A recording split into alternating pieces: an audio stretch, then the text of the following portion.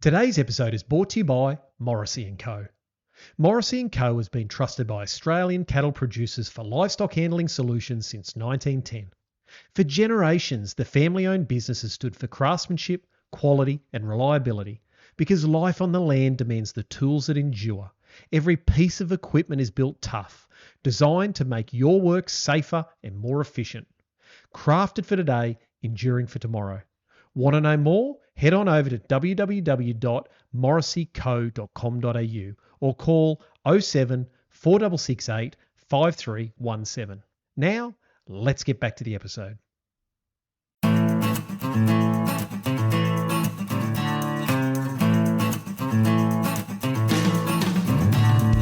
G'day.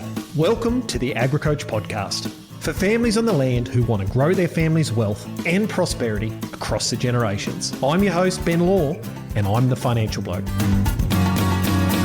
Today's conversation is one I'm really stoked to be having because it builds directly on a topic that sits at the heart of whether families succeed or fail on the land. Our guest today is Ali Flynn, and if her name sounds familiar, that's because Ali has been on the podcast before. In episode number 43, Cultivating Harmony, Tips for Building Stronger Relationships and Resolving Conflict in Farming Families, we explored communication, emotional awareness, and how families navigate tension without damaging relationships. If you haven't listened to that episode yet, I'd strongly recommend you go back and have a listen. It was episode number 43. Now, who is Ali Flynn? Ali Flynn is an entrepreneur and a performance coach who works with individuals, families, and leaders to strengthen their resilience, their communication, and performance under pressure. She draws on lived experience and she has a deep expertise in human behaviour. Ali helps people respond well when life gets hard, not just to cope, but to recover, grow, and stay connected through the challenge. Now, what are we going to talk about today? Well, that is what happens in a family or in a business when the pressure comes on. You see, successful families aren't defined by the absence of pressure. If anything, most of them carry more of it. They have bigger businesses, more people relying on them, more complexity, and more at stake across the generations. But what sets them apart is they don't just survive pressure, they respond well under it. They've learned that resilience isn't about being tough, silent, or unbreakable. It's about how you think, decide, communicate, and recover when things don't quite go to plan. Some families absorb pressure and grow stronger, while others carry it quietly until it shows up as things like burnout, resentment, fractured relationships, or at best, just an underperforming business. Now, resilience under pressure is the difference. Ali's work sits right in this space. It's not resilience as a motivational slogan, but it's kind of like a resilience as a skill set, something that can be built deliberately, strengthened over time, and relied on when it matters most. Now, what are we going to talk about today? Well, we're going to unpack what resilience actually is and what it isn't, how high performers respond differently under pressure, and why some people and families have bounced back far faster than others. And finally, how resilience becomes a competitive advantage for families who ultimately want to win in the long term. Now, this is a conversation for families who want to stay strong, not just financially, but emotionally and relationally throughout whatever the seasons throw at us. So with that context set, Ali, welcome back to the show. Thank you so much, Ben. It is absolutely awesome to be here today, and I'm about to go on holiday, so this is the last thing to do before a break. Oh, wow. So I'm like between you and the holiday beers or the holiday wines. Yes, yeah. But what a way to finish, hey? Exactly. So now, Ali, we had you on the podcast, it'd have to be a year ago now. We had an amazing episode. I know that was really popular and we dug into some really important stuff. But today we're going to be talking about resilience, and I see that as being one of the most important things when it comes to high-performing families or high-performing individuals in farming businesses. But first, I want to go back for anyone who hasn't listened to your story.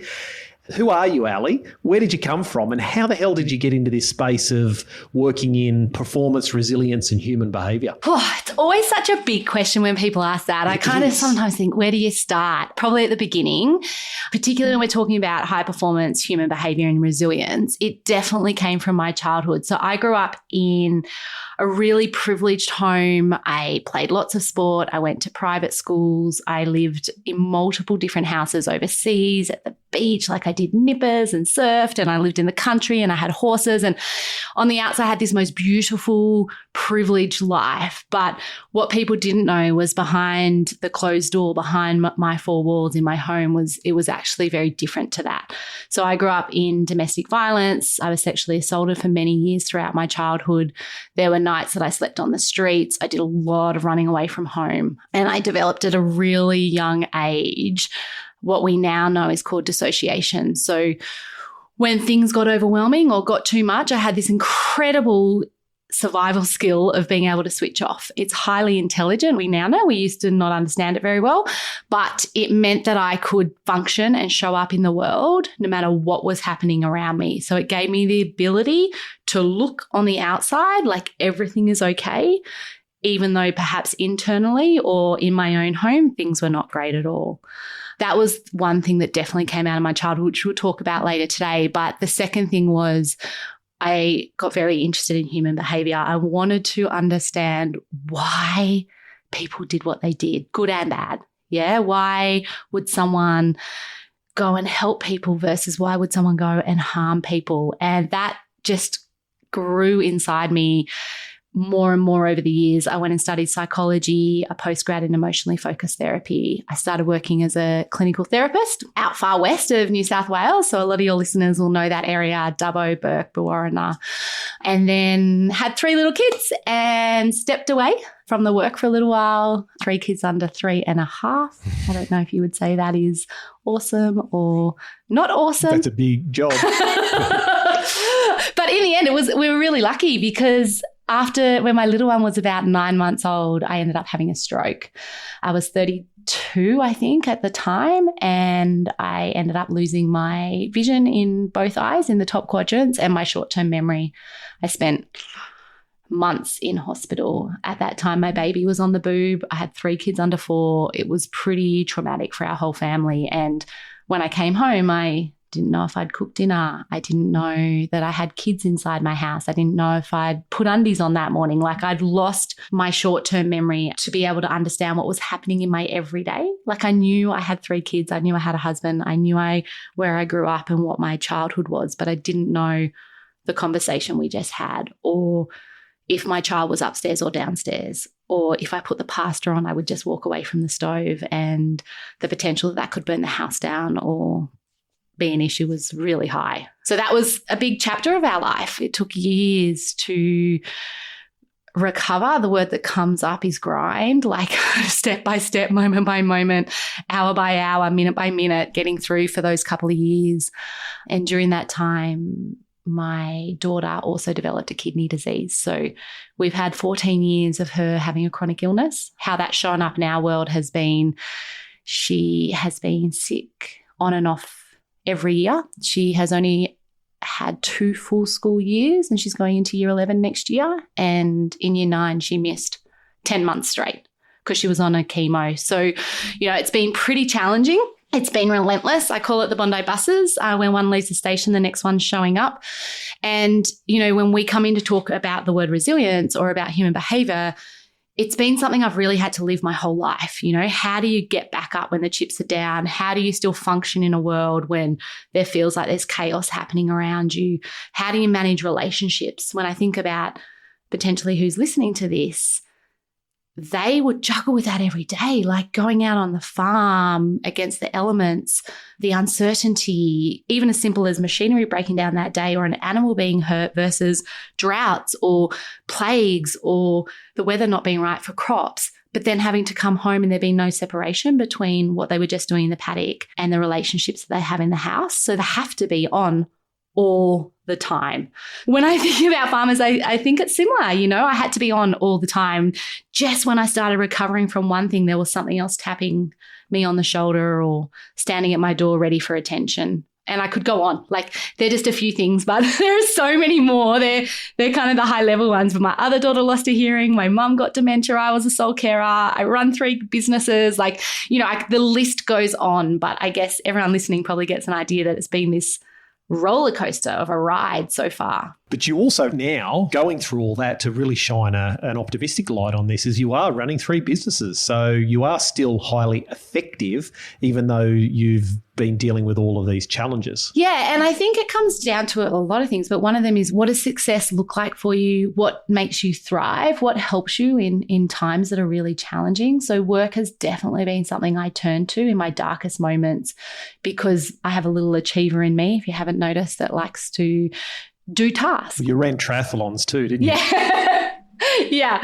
So that was, when things were tough, I would go to task and I would try and do more and be more, which allowed me to build these beautiful, amazing companies. But it has come at a cost that we will share today, and a cost that other people might be living with quietly, invisibly, or even outside of their own awareness. Because it is a common thing among high achievers, isn't it? Whether they've had a fairly challenging time throughout their life, or whether they just are putting that on themselves by taking on bigger and bigger opportunities, or taking on bigger opportunities, is there is this thing about, and I know I have this built in me, and I don't know why, Ali, but the harder it gets, the more pressure I put on myself and the harder I work. It sounds to me that's sort of what you have done over time. And has that worked for you, do you think, or has that been a double-edged sword? Yeah, it worked until it didn't, I would say. Yeah, okay. And also it's addictive, right? Like when you're doing well, when everyone's tapping you on the shoulder and high-fiving you and your family's fed for and you can do all the things you want to do in life. And you're in control. Yeah, yeah. And don't get me wrong, there are moments I stand outside our house in the paddock, the kids are riding their bikes. I've got teenagers now. My husband's standing next to me. The sun is setting. And I just look out over the farm and I just think I am the luckiest person alive. And I really believe that with my whole heart. But close beside that, we've had to sacrifice a lot to get there. And if I don't be honest with myself around some of those sacrifices and some of the areas that it's costed, then I think potentially the future could look different. It will keep stacking up. That silent cost can keep stacking. So I think this conversation is so important today around what is resilience and what does it mean for everyone that's listening, and do they... The number one reason succession plans fail and family relationships are permanently damaged is a breakdown in communication. Because when families don't know how to have the hard conversations, trust erodes, resentment builds, and silence does the damage. The families who preserve wealth and protect relationships make succession look easy because they don't just focus on structure and strategies. They build the communication skills to make clear decisions, manage emotions, and protect trust before the pressure hits. That's why I use world-class communication expert Katie Godden in our high-performing families community. Katie's communication training program, Grassroots Communication, teaches the exact skills top families in ag use to increase trust, increase family alignment, and strengthen long-term relationships. If you want to get ahead of the game, head on over to katiegodden.com/grassroots and use the code AgriCoach for 15% off. Because the conversations you avoid today create the problems you inherit tomorrow. Look at it from all angles, or does it simply mean bouncing back from adversity? It's interesting. I always talk to people about there's debits and credits in your life and not the financial side. And you invest more in your family, that might come at the cost of your fun, say, and your friends outside of the family, or you invest in the business, your career, then that might come at a cost of your health, etc. And we've got to try and get that balancing through. Quite often, though, a lot of people just don't actually measure their balance sheet in that way correctly. They just see, for example, in farming, it'd be the number of acres you run, how many cattle you've got, what your profit and loss looks like, etc. That's their measurement of success or not. And I think people are starting to smarten up these days and realise that, like you said, what does success look like for you is changing. So what I'd like to ask you is just go to the really, really, really basic question and just say, what is resilience in your mind? Because if I listen to your story, the first word that would come to mind would be resilience and determination. So can you sort of tell us what is resilience, but more importantly, what isn't it? There's a few different definitions out there of resilience, but in its most simplest form, it's the ability to bounce back after adversity. Yeah, to put it another way, it's a dynamic process of positive adaptation under adversity. So how do we get up and keep going? When you ask me that question, though, what comes up for me is, are we stopping too short there in our definition? Because our ability to get up and get going in the moment might be really good, but 10 years down the road, it might cost us in our health. It might cost us in burnout. So if you're a farmer, for example, you might be so resilient in your 20s and early 30s to be able to handle everything that's coming at you at the pace it's coming and the challenges that are coming. And then at 35, your back pain starts knocking on the door. Maybe at 40, your relationship starts to break down. And when we stand there at the 42-year-old and look back over our life, yes, we can say we bounced back from adversity, but what did it cost us to do that? So I think that would be a really good conversation today if we can have that kind of lens, and I guess being aware that when we speak to resilience, we want to not just be resilient in the short term, we want to be resilient in the long term over and over and over again. So a kind of sustainable resilience. Yeah, but not endurance, not doing it at all costs. Yeah. Yep. So when I think about resilience, it includes things like coping. It includes adjusting, so that flexibility. It includes recovering, which is what I think we'll touch on, is around when you're going at a certain pace, what does recovery look like for you? Athletes do it really well. I'm not sure that we've picked that up and transferred that into the rest of our lives as, into the corporate world, into the farming world, into the parenting world, into our own sporting, into our own fitness journeys. How do we actually recover? And how does it look different to rest? Is it different? What do we mean when we say that? Resilience is being able to function and perform. You mentioned what isn't it? You can function, you can operate, you can be unregulated. Let me say what I mean by that. So you can be out there showing up day after day, performing, doing the job, but your nervous system, if you imagine inside wires, are running at high with no break. You're overworked, your brain's going at 100 miles an hour, you don't know how to stop, your sleep is suffering. If you kind of think about a tractor that has a warning light on, if you keep driving that tractor with that warning light on, eventually it's going to stop. So if that tractor's showing up day after day for a week with a warning light, we could look at that as resilience. But there's this little flashing light that says, hang on a second, something's going to go wrong here if we don't fix it.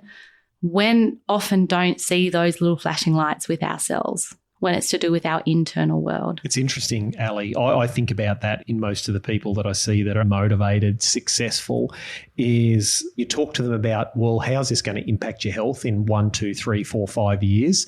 It seems to be a real low priority for them. And I've suffered from that myself in the past. I was just thinking, I was like, I get that. Yeah. I understand. But then on the other side, as soon as you start talking about the other cost of that is the fact that you will make bad decisions. You won't be operating in the best mindset that you possibly can. And that's going to actually start to hurt the performance of your business or your growth of your assets or your strategic decision making. That's when all of a sudden the alarm bells start to go off going, hang on, this is a cost I'm not willing to pay. And I think that's where we have to make sure that when we talk about these sorts of topics, which you've done, is that we actually address not only the human component, but the business component, that this does have a double-sided effect. It's not just on you as an individual and your family, it's also the business. Yeah, and often you don't have the luxury to step away, slow down, take a break, take a moment to reassess. It's fast-paced, and when something happens on the farm, it's happening then and there. So is resilience just grind? I don't think so. So I think resilience is understanding rest and recovery really well and having really good strategies in place to make resilience sustainable. And I think resilience isn't just getting up every day and doing the work. When I mentioned sport before, if you think about our Olympians, they are phenomenal at high performance. They train for 4 years to do an event that might be 60 seconds long at their very best and the peak. I do a lot of interviews with them, 5, 10, 15 years later, and the conversation looks very different. And they're often like, if only I knew back then what it cost me. And I'm like, but would that have changed? Like, would you have been an Olympian if you knew that? And probably not. No. So I think there's this very fine balancing act between performance, the budget, the farm that might have been handed down by 3, 4, 5 generations, how we keep that asset, how we lean into the next generation so that they can we leave a legacy for them, and really looking after ourselves in that moment so that we can actually still be there at the end of the day to share that with them and to have the conversations and to pass that legacy on that we've worked so hard for them. And it's interesting, Ali, I'm 49 this year, and it's interesting, I start to see a lot of farming families start to take this seriously, especially with men. I think women are smarter than men. They look after their health a lot more and the health of their business and their family. But for men, usually sort of mid-40s to early 50s, when all of a sudden they realise that, hey, and that's these Olympians you're talking about, I know what it costs me. All of a sudden they get to a point in their lives where they go, well, I can't actually do what I used to do. Physically I can't, mentally I can't. I'm driving hard. And realistically, from my point of view, they're in their absolute prime because they've got the assets behind them, the experience and the knowledge. So in their business, they're kicking all the goals, but everything behind the scenes is breaking down.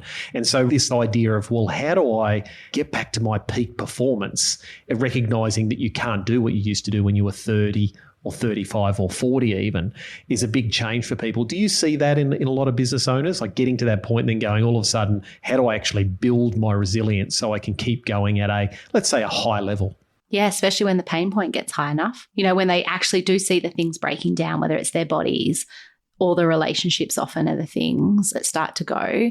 When I say bodies, they're so exhausted, they're burnt out, they just can't, they don't, like there's this cloud that overcomes them that they just like, I don't know how I'm going to keep going like this. When that pain point gets so high, then the questions get asked differently. And then all of a sudden thinking about sustaining it, because I mean, most people, they get to 45 to 55, let's say, and they're not ready to pull up stumps. They still want to go. They've got big goals. They've got big objectives, but we've got to focus more on the resilience side. So what would you say, Ali, because you work in the high performance space and you're dealing with people that are operating at a very high level, even in the sports space, when pressure comes on within the business or families, what are the people that have got this right do differently to the people that have got it wrong? So when you ask that question, I think about how people can make decisions quickly and clearly, how they communicate earlier, how they feel like they are in a state that they can have empathy, be curious, have space to be able to think things through. What I notice is when the pressure hits in families that don't feel so resilient is that they don't get that space and that they're what we call reacting instead of responding. So they're just, something has changed inside them and they're in an oh shit moment. I need to do something here. Yeah. So I'm going to give a framework for that, which might be helpful. That's called A Window of Tolerance by Dan Siegel. And if you imagine a window in a house, when you're within that window, that is what we just spoke about, thinking clearly, empathic, being curious about things, being able to hold communication, being able to what we call co-regulate or be connected with other people in your life. You can actually see people standing in front of you and hear them as opposed to looking through them or being vacant or being disinterested. Yeah. And what can happen when the pressure hits is someone that can make good decisions stays within that window. Once the decision making is poor, usually they've gone either north of the window or south of the window. When you go north, it's called hypervigilance, hyper, and that means you're frustrated, angry, agitated. You might have anxiety, you might have racing thoughts, you might not be able to sleep well. It's kind of like, I always think about it as a mobilized state, like your body is ready for that flight, fight kind of situation. My daughter, when she sees me in that, calls it Dad's frantic squirrel mode. That is the perfect example. Yes, when you're in squirrel mode, you've gone north, yeah? And when you go south, you actually more withdraw. And this is the one that I really want to spend a little bit of time on because this is really familiar when I speak to farmers, and I think it's actually a really dangerous state if left alone. And often it gets left alone because they're not tapping on the door like a squirrel. Yeah. Yep. So when someone withdraws, it's called hypo with an O, hypoarousal. And that means more withdrawn. It means disconnected. It means lethargic, maybe depression. It's kind of like the system starts to shut down and withdraw. Yeah, withdraw from people. It could be withdrawing from self. You go silent. And what I mentioned earlier is often people get left alone in that state because nothing's happening. So if you give the silent treatment, those kind of things sit in that state as well. Whereas I think we need to really honor that state and notice when someone's slipping into that state. So if they're usually connected and there's a withdrawal or there feels like there's distance between you and them, that is, in your mind, should be alarm bells. It's the same as someone getting frustrated or angry or escalating. It's just a different nervous system response. And so when we talk about high pressured environments and making good decisions and resilient farming families, we want to get you guys into your window of tolerance as often as we can for as long as we can. Yeah. So then you need to be able to recognize when you're north or south, what does that look like for you personally or people around you? And then what are the strategies to get you back into the window to make those decisions and those calls from a what we call anchored or grounded space. So I want to get to that point because I think that's the most important part of this discussion, Ali, is how do we get back in that window of tolerance? But just from a quick question is hypervigilance versus hypoarousal. Mm-hmm. Does someone usually have one that they mostly go to? Like, can people switch? Can you have someone that naturally goes to hypervigilance and then ultimately ends up down at hyperarousal, down in the withdrawal, or do people usually stick with one? Generally, the pattern is you go to so north, so mobilize first before you withdraw, but that can happen over minutes, hours, days, months. Does that make sense? It does, yes. And then someone like me that has a trauma background, I can go through it in one conversation and I can just keep going around the roundabout. So I might go frustrated, then I might withdraw, and then I might come in. And so it does everyone, and we all do hear this, but it's so true, is we all have our own unique snowflake in this world, and our emotional signature, how we show up in relationships and respond and react to different situations varies for every person and what it has taken to get them to that moment in time in their life. So usually north before south, but for some people, they might be so familiar. It might be like putting on an Ugg boot, ending up in hypoarousal that they go there so quickly. And it might feel like the safest space for them, even outside of their awareness, is to just step back and withdraw. Which is, I think we talked about that in the last episode, the different ways people have their fight or flight is either to attack outwards or to retreat inwards. And you see that in families a lot. And essentially, it's just, would you suggest a coping mechanism? Yeah. And sometimes it works really well and other times it works really poorly. I was thinking another way to describe it is that when you're in the window of tolerance, so when you're within your window, you run the farm. When you are hyper-aroused, so you go up north, the farm runs you. Yes. When you go down south, you're hypo-aroused, nothing runs properly. Yeah. So that's why it's so important that we're aware when we're going into these spaces, because we think we're making good, informed decisions. When we look back later, we think, geez, I made that decision when I wasn't feeling great, or when I was really reactive, or that was a really quick decision that now I'm paying for the next 2-3 years, sometimes longer. Yeah, and I suppose it's one of those things that's very obvious in hindsight, but not so obvious at the time. Yes, if you've never tried to explore it before. Yeah, if you're not aware, with awareness creates the opportunity to fix it. Okay, so how do we actually get into that window of tolerance? Because I'm guessing that's the zone, isn't it? You're making good decisions, life feels good, business is going well, family's going well, like everything's running properly. There might be pressure on and it might be busy and there might be lots happening, but you're in the zone, so to speak. Mm. And if I could use the analogy, if you're driving a bulldozer and you've got all your gauges with oil pressure, your water temperature, you've got your gearbox temperature, whatever all those things are on the dash, everything's within the green zone. It might be hot, it might be dusty, you might be pushing through a paddock all day in the heat, but everything's in the right zones and it's just doing its job. Is that kind of like where we are? And if that's true, as an analogy, how do we get back into that zone? Is it unique or are there some standard things people need to do? Can I give you one more framework to go with window of tolerance that will help with what you just asked me? Absolutely. People may be really familiar with this. This is the performance curve. Yep. So if you imagine a bell curve with the peak at the top in the middle, on one side we have what we call bore out. So that's when you're really bored. There's no stimulus happening. You know, you're sitting at home. It's been raining for days, maybe months, and you're just sitting there thinking, oh God, I just want to get out and do something. I'm getting really itchy feet.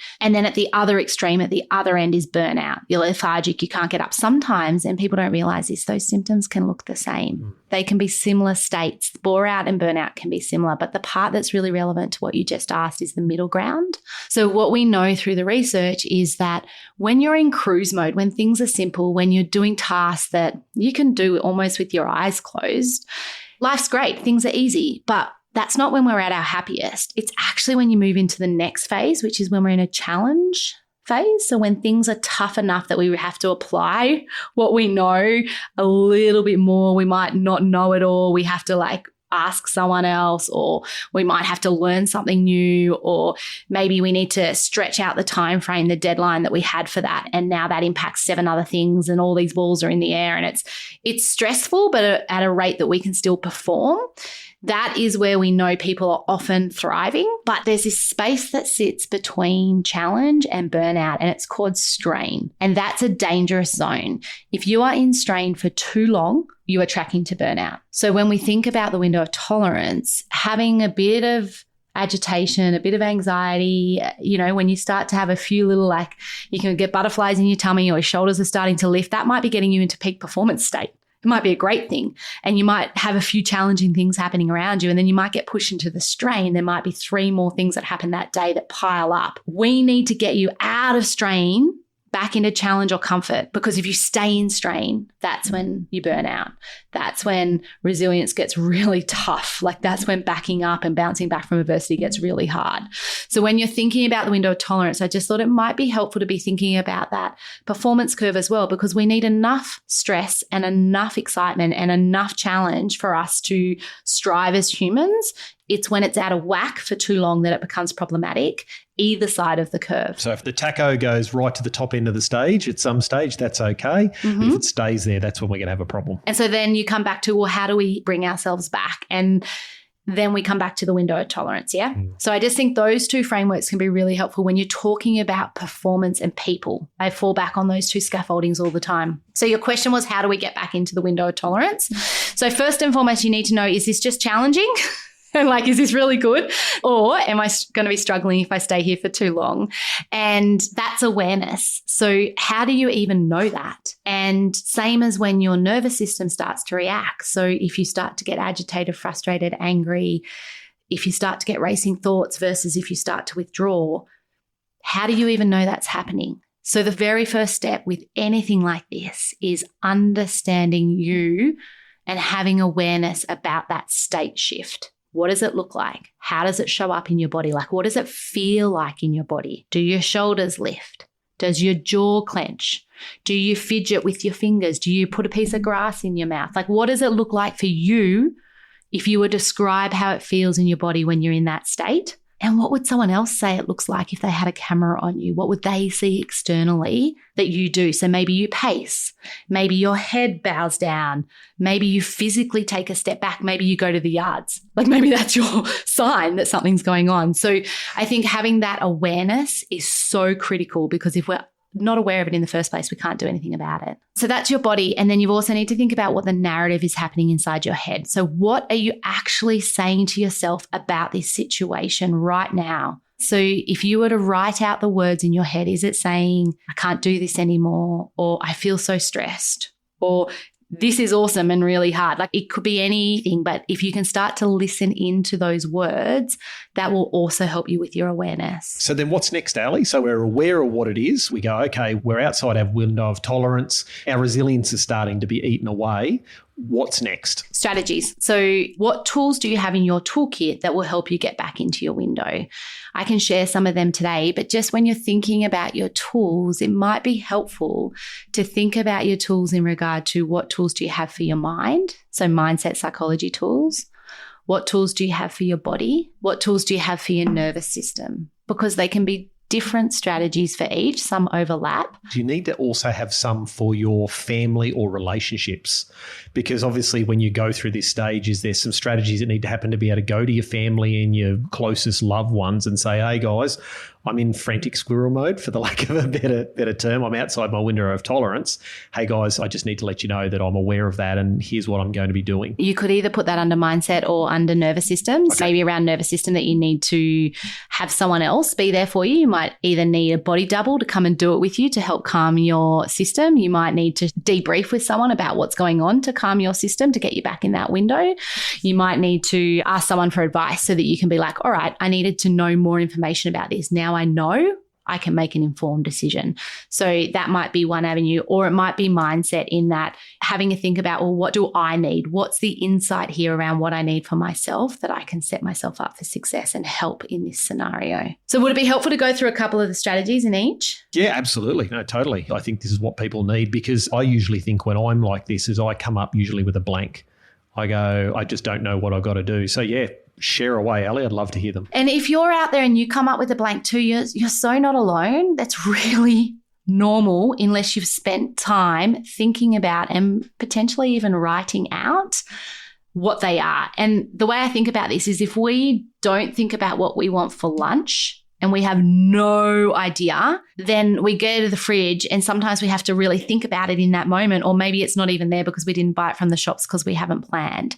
So this is no different to that. We're planning for your resilience and we're planning to get you in the best possible state to make the best possible decisions for you and your family and the business. So giving it the time and planning out and asking some questions and writing out your strategies is well worth it, because that's what's going to help you in the moment. You do the training before the event to be the best as you can in the event. So some of the strategies for mind would be things like if you have ruminating thoughts, if you're someone that finishes the day on the farm and you go to sleep or you try to go to sleep at night and your mind is buzzing, one of the things you could try there is what we call externalizing. So getting pen and paper either before you go to bed or having it next to your bed and writing out whatever's in your mind. If you're someone that likes structure, maybe it's as simple as, what are my 3 priorities for tomorrow? My 3 key priorities, my non-negotiables, and what else is left over in my mind. Yeah, and that art of physically writing it down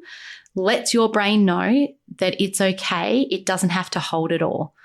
And the really important part with this is then you need to say, there's nothing else I need to do right now. So you need to let the brain know that there's nothing else. Like you put it on the page and then you say, I got ya. There's nothing else you need to do right now, or there's nothing else I can do right now, or I'll address you at 6 a.m. in the morning when I get up. So there's a sign off with it. It's kind of like you're signing a verbal contract with yourself. And that gives the brain permission to go, okay, my human has me. I can switch off for the night. So you physically write that down. You write, these are my top 3 things for tomorrow, if that was the example. And at the end, you write down brain or consciousness or on my mind. You don't need to remind me about anything else. There's nothing else to do. I'll address this again at 6 o'clock in the morning. Yeah. And I would just shorten that to a few words. So I'll see you at 6 a.m. or there's nothing else you need to do now. Like it doesn't have to be complicated, but get it consistent. Have the same statement, a little like a mantra, the same statement that you can say and sign off, because your brain loves predictability. So if you can give it that, and it's a habit that you have, it's one of your high performing habits that set you up for success on the farm, that would be a tick. I got that. I can tell my brain and it can safely go to sleep knowing that I have it covered for tomorrow. So that's one. Another mindset strategy might be the pause. So when a crisis happens on the farm or a situation or an event happens, or you notice that there's a cow down as you're driving around, you're most likely to jump straight out of your window. You're most likely to go into mobilize, into what am I going to do? Like that fright fight mode. And so the quickest and easiest way to get yourself back into your window of tolerance is to actually pause and take a breath, and not any breath. Have your exhale longer than your inhale. So breathe in and then breathe out for twice as long. And that automatically lets it's called your parasympathetic nervous system, know that you're asking it to switch on, your rest and digest, and then that will allow you to think more clearly and make better decisions in the moment. So pause, take 3 breaths. I would love to say 6, but if you've never done this before, that could be too much, genuinely. So 3 is a start. 3 is fantastic. It will make a huge difference if you try it. So just pausing, taking a breath in through the nose and out through the nose if you can. If that's not your jam, in and out through the mouth is better than not at all. And 3 breaths, it will take you less than 30 seconds, and then make your decision. And if you imagine in your mind, I'm coming back into my window so I can make good, clear business decisions, operational decisions, financial decisions, you know why you're taking your breaths. And then the third mindset one would just be around the 24-hour rule. Like if it's not a crisis that needs to be, if someone is not unsafe or something is not unsafe, if something is not broken that needs to be fixed in that moment, can it wait 24 hours? Because so many decisions get made that we have the consequences on weeks, months, years down the track. And if we just waited 24 hours to make the decision, we would have come at it with a clearer head. However, if you're someone that takes a week to make a decision that needed 1 day, we might have to have a different conversation genuinely. Do you know what I mean? Like some people take that to the nth degree and they find that they almost feel paralyzed by having to make a decision. And if that's you, I would probably just ask, what information do I need to make this decision? Like, what are you missing here to actually make a decision? What piece can we give you to help you on this journey? And I suppose for some people, it's like close the loop if they become paralyzed in small decisions. If it's a low consequence decision, sometimes close that loop quickly and move on rather than ruminating is another one I find for myself, is if I do get outside that window of tolerance to be able to go, Ben, is this a high consequence or a low consequence decision? If I get it wrong, who cares? Make the decision, close the loop and move on quickly. Yeah. And what impact will it have and how easy is it for me to do? You know, how often do we go for the easy tasks that are low impact instead of the high impact easy tasks? Like, they're a no-brainer.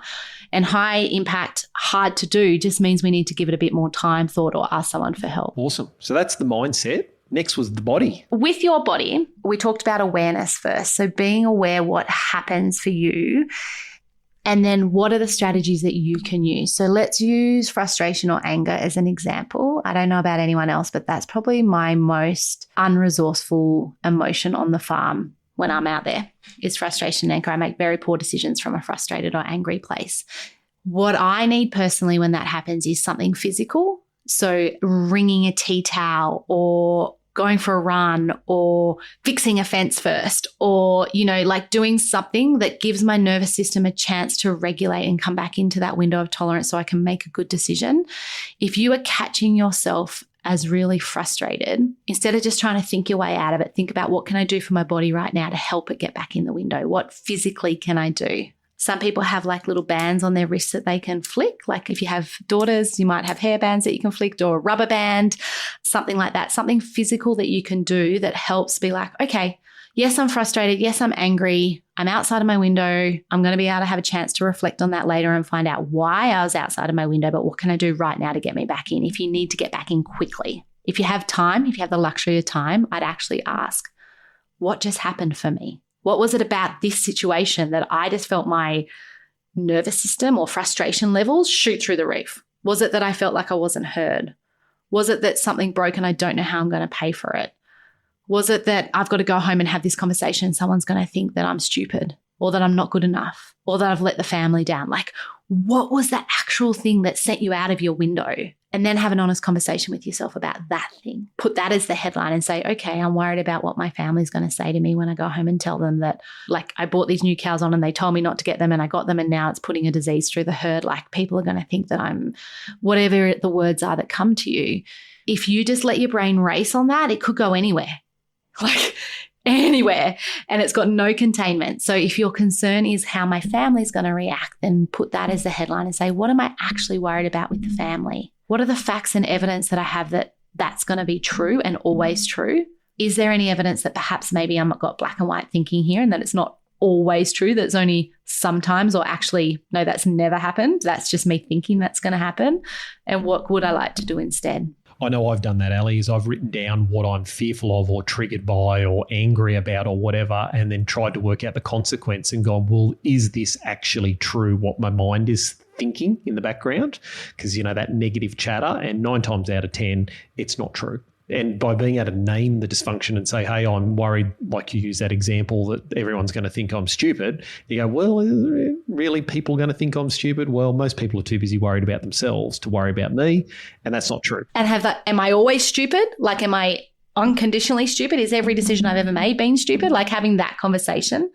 I was thinking that as you said that too around the body, I'm seeing more and more men in particular doing more meditation. And one of the ones that can really help for body when you're trying to get your body back into the window of tolerance is the clench and release meditation, where you like squeeze your muscles and then release, squeeze your muscles and then release. So you can do guided meditations. Have you seen an increase in that? At our high performing summit, we did ice baths, yoga, those sorts of things. Yeah. And everyone was totally into it, which I was really surprised about. Our families, and the men were really into the ice baths, women were really into the yoga, which is, you know, generalization. It wasn't standard across the board, but people were talking about meditating. We did a breathwork session. People were into that. And I think people are far more conscious these days of these nervous system regulators and how important they actually are to us. The education is hitting ground level now. It is. Yeah. We're learning that these things really do make a difference, and we've got the data to back it. and the research to back it and the scans to back it. Yeah, and people are realising the impacts of these dysregulations. It's not just, I just need to deal with it and be stoic and push through. They're realising that this isn't actually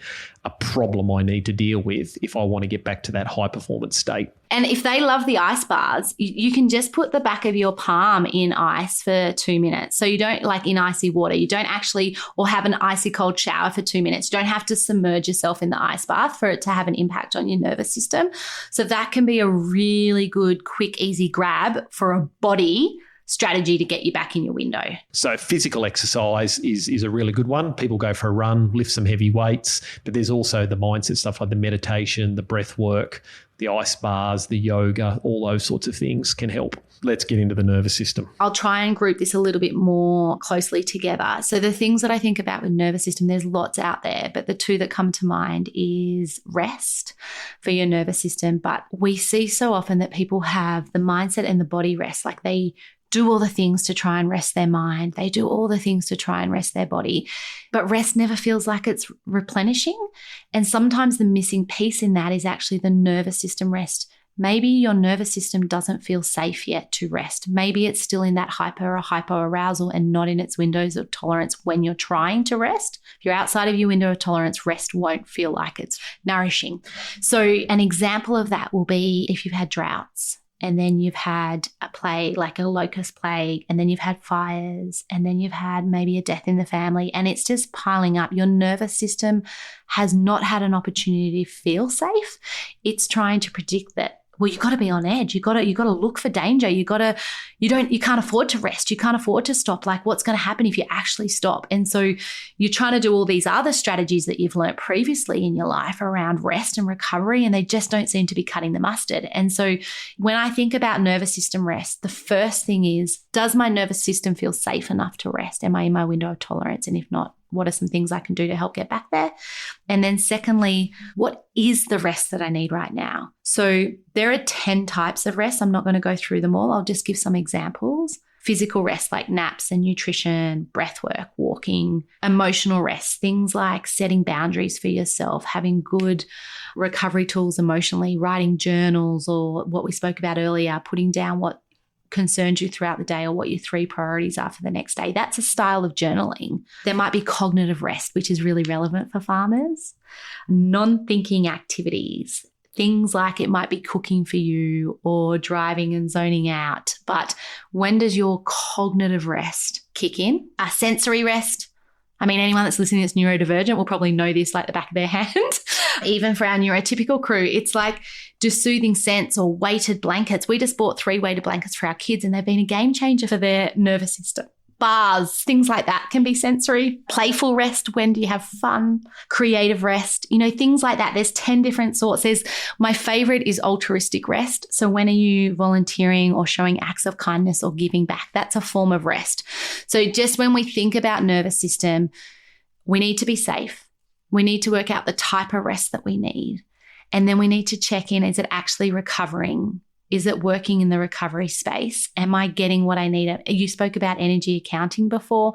Is it giving me energy back? Or am I finishing my rest period and I'm still feeling depleted? So if that's you, have a conversation with someone, reach out, maybe speak to a psychologist or a counselor or a coach or someone that can help you kind of get the lay of the land here. What's working, what's not working, and where do I potentially need to skill up in, get more tools for my toolbox, so that I can have complete, true rest, so that I can perform in the highest possible performance space that I'm trying to over a long period of time, sustainable. So recovery and rest are really critical. We used to just push. Now we understand, and you just gave the best example when you go to these big leadership retreats or ag retreats, everywhere we're seeing rest and recovery has now got prime real estate, and that's because we now understand the research better and we understand human brains and the human body a lot better than we did 10, 15 years ago. And not doom scrolling on your phone laying on the couch. Yeah. One of the easiest ways is to get an Oura Ring or a Garmin watch or an iPhone watch where it gives you your body battery and it collates all the data on your sleep, on your heart rate variability, on your exercise, and it gives you a physical number. You have 50% left in the battery and you're like, right, How am I going to spend that 50% for the rest of today? And if I'm depleting that 50% down to 5, which is the lowest number you can get, day in and day out, what's going to happen?